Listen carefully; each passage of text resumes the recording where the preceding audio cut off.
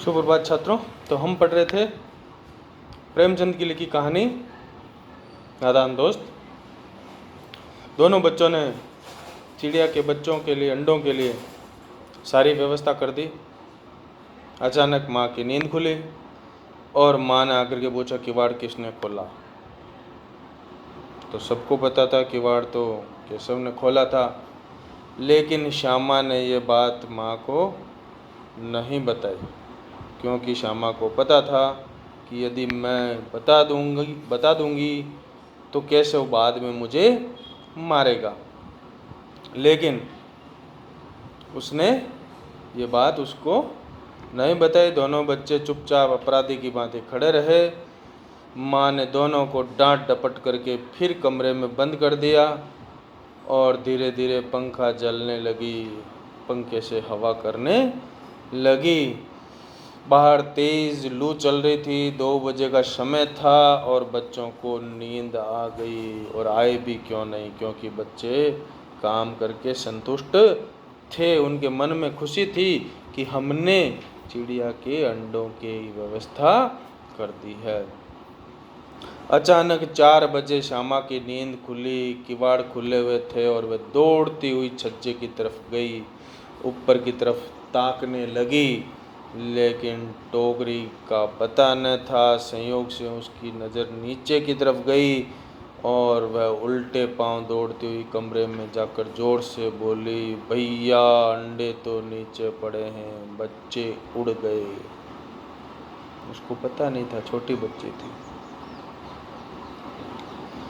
केशव घबराकर उठा और दौड़ा हुआ बाहर आया तो देखता है कि तीनों अंडे नीचे पड़े हुए थे। अंडे फूट चुके थे, उनसे कोई चूने की सी चीज़ बाहर निकल आई। सफ़ेद चूना जैसा होता है ना, वैसे एक चीज़, कुछ चीज़ अंदर का, जो अंडे के अंदर का जो पानी था वो बाहर आ चुका था। पानी की प्याली भी एक तरफ टूटी हुई पड़ी थी। उसके चेहरे का रंग उड़ गया। सहमी हुई आंखों से जमीन की तरफ देखने लगा। चेहरे का रंग उड़ जाना, घबरा जाना। श्यामा ने पूछा, बच्चे कहाँ उड़ गए भैया? केशव ने रोती हुई आवाज में कहा, अंडे तो फूट गए। श्यामा, और बच्चे कहाँ गए?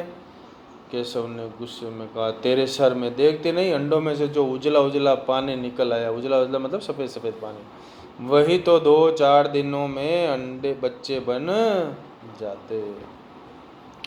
माँ ने सोटी हाथ में लिए हुए पूछा, तुम दोनों वहाँ धूप में क्या कर रहे हो? सोटी जो कपड़े धोने के लिए लकड़ी की बनी होती है। श्यामा ने कहा, अम्मा जी चिड़िया के अंडे टूट पड़े। श्यामा ने कहा, चिड़िया के जो अंडे थे वो टूट करके नीचे गिर गए हैं। माँ ने आकर टूटे हुए अंडों को देखा और गुस्से से बोली, तुम लोगों ने अंडों को छुआ होगा। श्यामा तो अब तो श्यामा को भैया पर जरा भी तरस न आया। उसी ने शायद अंडों को इस तरह रख दिया कि वे नीचे गिर पड़े। इसकी उसे सज़ा मिलनी चाहिए। बोले, इन्होंने अंडों को छेड़ा था अम्मा जी। श्यामा को यह पता नहीं था कि किसी इंसान के छूने पर पक्षी उन अंडों को फिर सेता नहीं है, उनका पालन पोषण नहीं करता है और उनको फोड़ करके नष्ट कर देता है। इसलिए उसने कह दिया कि इन्होंने अंडों को छेड़ा था। किसने? केशव। केशव बिग्गी बिल्ली बना खड़ा रहा, अपराधी की भांति खड़ा रहा। तू वहाँ पहुँचा कैसे? श्यामा चौकी पर स्टूल रख करके चढ़े। अम्मा जी। अब श्यामा ने सारी बात बताना शुरू कर दी। चौकी लाए, चौकी पर स्टूल रखा और उसके ऊपर चढ़े। तो केशव ने भी उस पर आरोप लगाया, तू स्टूल थाम नहीं खड़ी थी? केशव ने कहा, तुम भी तो इसमें शामिल थी। स्टूल को पकड़ के किसने रखा? तो नहीं रखा था। श्यामा, तुम ही नहीं तो कहा था। श्यामा ने कहा, तुमने ही कहा स्टूल पकड़ने के लिए, इसे मैंने पकड़ा।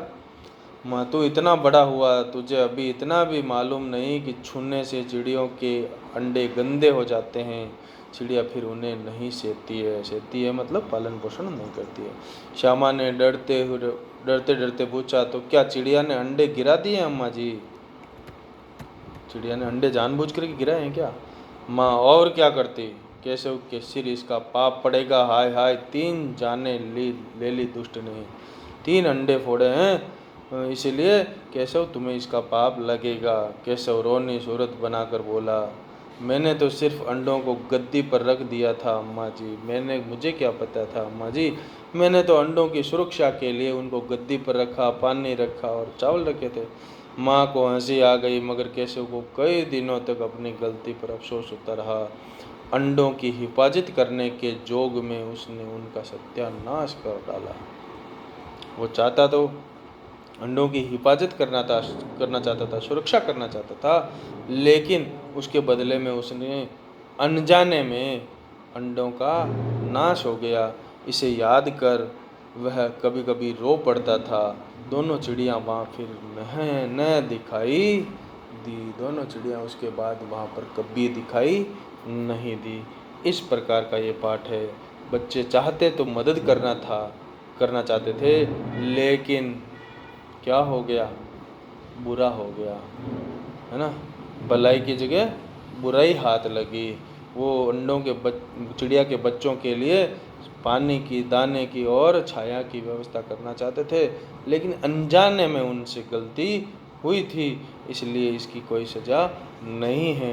बच्चों, हमें ध्यान रखना चाहिए, पशु पक्षियों के बच्चों को हमें कभी छूना नहीं चाहिए जब तक कि वो सेल्फ डिपेंडेंट नहीं हो जाएं, जब तक कि वो अपने आप चलना, उड़ना, फिरना न सीख जाएं। इसलिए उनकी ध्यान रखना है, और हमें अपने साथ साथ प्रकृति के जो ये सुंदर परिंदे हैं, पशु पक्षी, इनको भी सुरक्षा प्रदान करनी है। धन्यवाद। ये मुंशी प्रेमचंद का पाठ था। मुंशी प्रेमचंद हिंदी के बहुत बड़े उपन्यासकार थे, और इन्होंने हिंदी साहित्य में कई सारे उपन्यास, कहानियाँ लिखी है। ठीक है, ओके, धन्यवाद। अगली क्लास में इसके क्वेश्चन आंसर देखेंगे।